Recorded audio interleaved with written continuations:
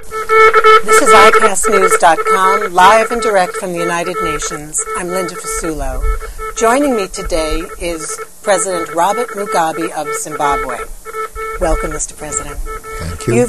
You've just addressed world leaders at the UN General Assembly today. What do you see as your central message at that meeting?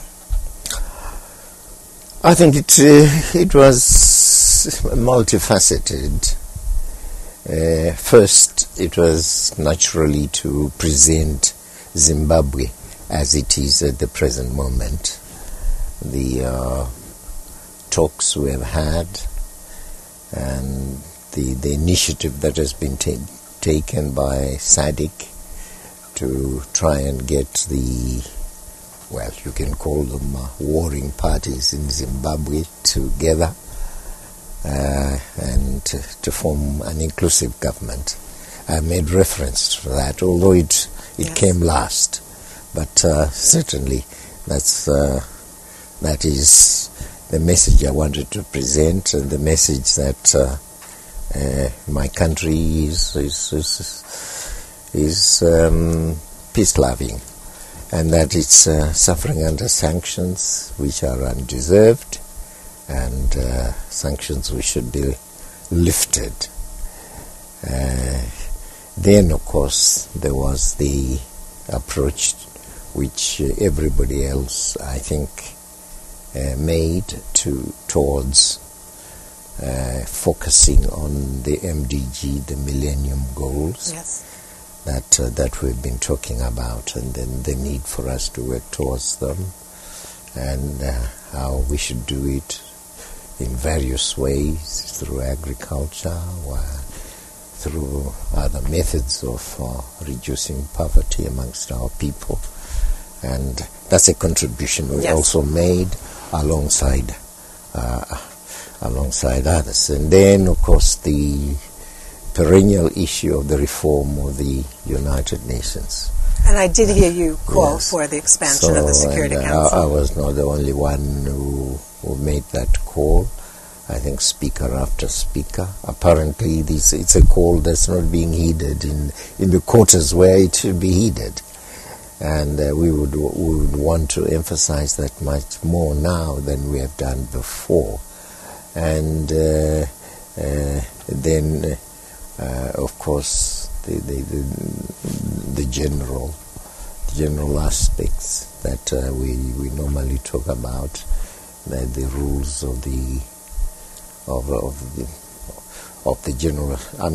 the United Nations as espoused by us, and is deriving from the Charter of the United Nations. I wanted to emphasize that the need for us to observe, especially the need by the big powers to observe those rules and observe them objectively, and not to abuse them as they tended to do. And this was, I think, a message that I wanted to convey with some feeling.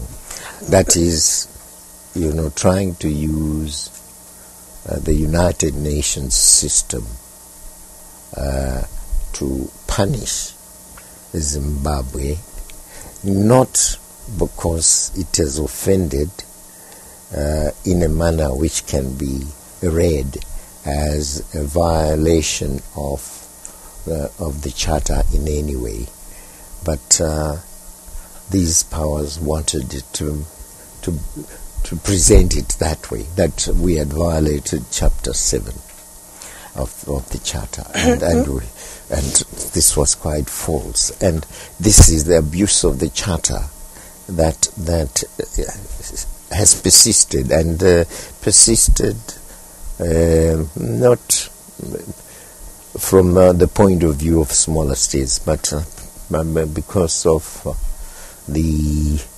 strategies of the big powers, the United States especially.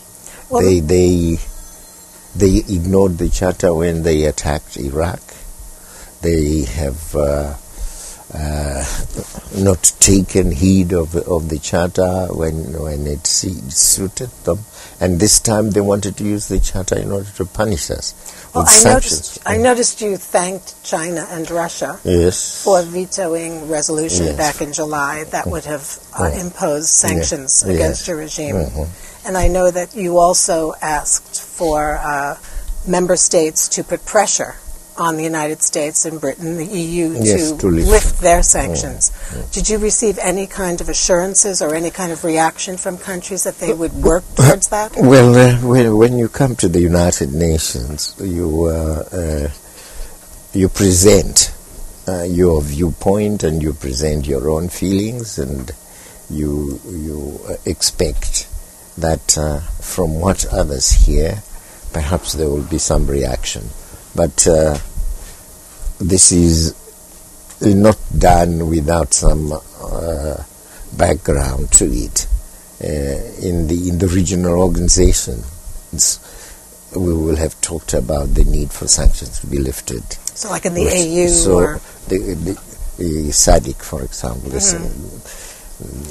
SADC, that is the desire. And in fact, they have appealed to the United States to lift the sanctions, appealed to Europe to do the same, the European Union to do the same, and the African Union has done the same. And so when I come here with the same message, it's really to try and complete, you see, the appeal so that the country which has affected itself is heard to be saying the same thing as will have been said by SADC and the African Union. Mr. President, what is the state of the power-sharing agreement? Where do things stand today? No, the power-sharing agreement has been unfolding very well.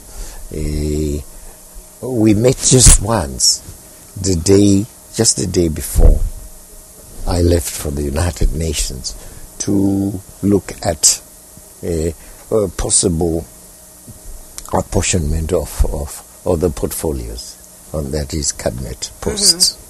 And we did some quick business there, and it was quite a very satisfactory meeting. It left just four portfolios, which we regarded as quite crucial for us, because we have been in government for quite some time, to retain, and they are the security ones, plus foreign affairs and local government, and there are just four of them. And, four of them for your government?